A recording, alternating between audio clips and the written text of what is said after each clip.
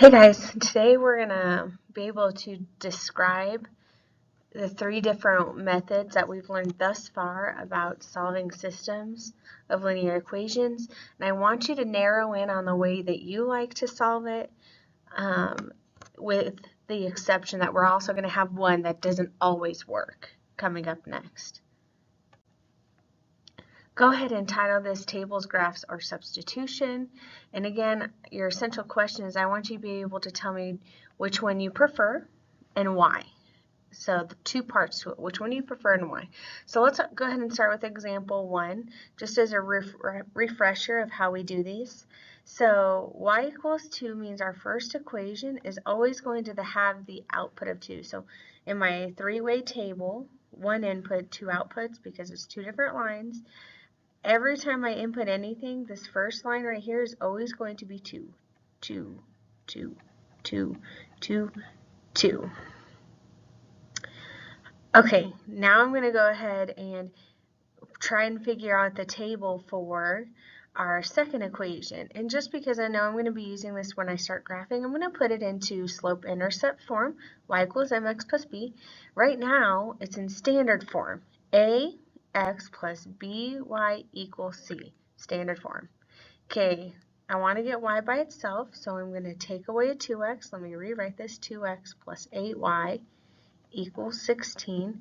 I'm going to take away a 2x. I'm going to take away a 2x. Are 16 and 2x like terms? Nope, so you can't combine them. These two cancel out. 8y equals negative 2x plus 16. Last thing we need to do is we need to divide by 8. Divide by 8. Divide by 8. So the new equation for the second one is y equals negative 2/8 x plus 2, or better yet, let's simplify that fraction, negative 1/4 x plus 2. All right, we're ready to plug in. Let's start with 0. Let's see what happens with 0. X times negative 1/4 plus 2 is 2. Great, I already found it. I don't even have to do any more. This table was easy. It's not always easy. And let's take a look at the example. Remember an example. We had one where you had to go to like 40-something jerseys to the break-even point, and that can be a pain in the butt. But we already found our answer. 0, 2 is where they break even. Let's go ahead and start graphing. Our second method is to find them by graphing. You graph the first equation. The output is always 2, so our first equation is always going to be on this line right here, where y is always 2. All right, I'm going to put our second one in purple. Our second one is, I already changed it to this one, so I'm going to keep it in this because it's easier to graph in y equals mx plus b than in standard form. I know it has an input at y-intercept at 2, and it goes down 1 over 4, 3, 4. Here's a good sketch of our line, and we already figured out where they cross. Remember, on the graph, it's visual. You know that it's 0, 2. We also learned, we've been trying to learn how to solve these using substitution. So here's the third way. Okay, I'm going to pick the easy equation. The easy equation is y equals 2. Now I'm going to go ahead and plug in y equals 2 into 2x plus 8y equals 16. I'm going to plug that in for 2. So rewriting this without the y, instead saying 2. 2x plus 8 times 2 equals 16. Now I'm going to solve for x. 2x plus 8 times 2 is 16 equals 16. I'm going to take away a 16, take away a 16. 2x equals 0. Divide by 2, divide by 2. I know that at x equals 0 is the input value. In our output, we're going to plug in 0 to both equations. So y equals 2 is our first equation. 2x plus 8. Y equals 16 is our second equation. Plug in for x. There's no x in this one, so this one's done. 2 times 0 plus 8y equals 16. 8y equals 16. Y equals 2. Great. All the same way of figuring out how to do this. Now, when I'm looking at these problems, which one was easier? Obviously, the table is very quick. But let's go ahead and amp up the examples. Let's make this one a little bit harder. Example 2. Example 2. Slightly harder, but we can still do this. Okay, we're going to start in our table, and when I'm tabling, I know I can just plug in values and solve, but let's go ahead and change these into y equals mx plus b because it's easier when we're working with that form. So let's look at the first one. I want to get y by itself. I'm going to put some scratch work down here at the bottom. So 3x plus 3y equals 6. I'm going to take away 3x, take away 3x. 3x minus 3x, 0, so 3y left on this side. Not like terms, so negative 3x plus 6, divide by 3. Everything needs to be divided by 3. And we'll get y equals, negative 3 divided by 3 is negative 1x, plus 6 divided by 3 is 2. Great. So we rewrote this equation because it's easier to y equals negative 1x plus 2. And I'm going to go ahead and rewrite the second one into y equals form, and I'm going to use some scratch work down here too. We have x equals 1 minus y. Okay, I'm going to go ahead and I'm going to add y because I don't like the negative y. All right, y plus x equals 1. Now I'm going to take away an x, and I will have y equals negative x plus 1. Great. Rewrote this, y equals negative 1x plus 1. Let's go ahead and start tabling this. Let's work with our first equation. Let's plug in, let's start with 0. I'm going to put this towards here because I don't know if it's going to cross negative numbers or not. All right. Let's see. If I plug in 0, I'll have 0 times negative 1 plus 2 is 2. Okay, now let's work with our second equation. Plug in 0. 0 times negative 1 plus 1, 0. What's going to happen? Let's see here.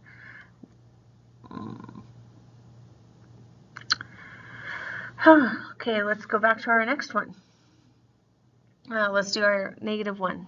Negative 1 times negative 1 is positive 1 plus 2 is 3.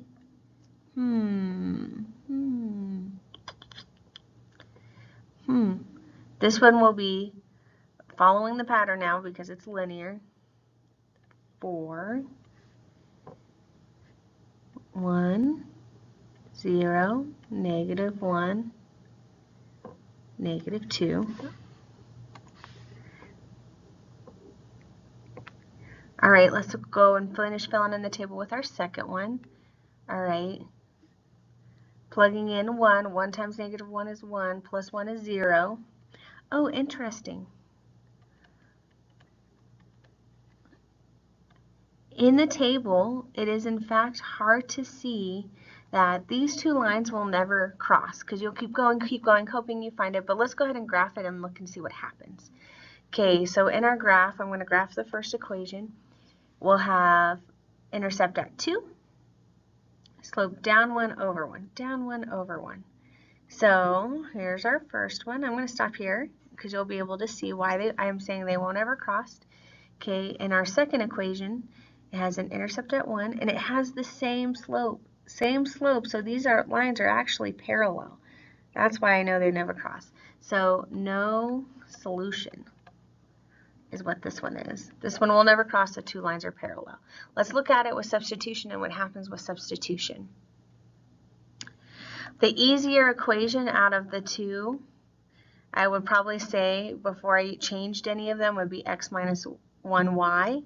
I'm going to go ahead and plug this information in for x. So I have 3x plus 3y equals 6. Instead of saying x, I'm just going to write that in. 3 times 1 minus y plus 3y equals 6. Going through PC, sad me.